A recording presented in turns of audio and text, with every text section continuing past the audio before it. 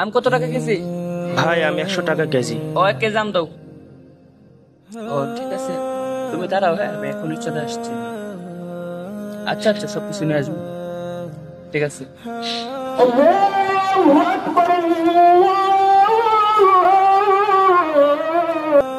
ইয়াল্লাহ, আজান তো হয়ে যাচ্ছে, আমার তো আবার নামাজেও যেতে হবে। কি হলো আবার? ভাই আজান হয়ে গেছে, আমাকে নামাজে যেতে হবে। 100 টাকা তো ইনকাম হলো। দেখেন ভাই, 100 টাকা ইনকাম বড় কথা না, আমার নামাজ হচ্ছে আগে, আমাকে আগে নামাজে যেতে হবে। কোথায় আসলো?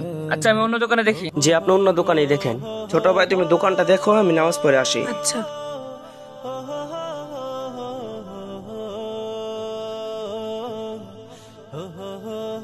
ভাই নামাজটা তুমি পরে করতে পারতা, কাস্টমারটা চলে গেল।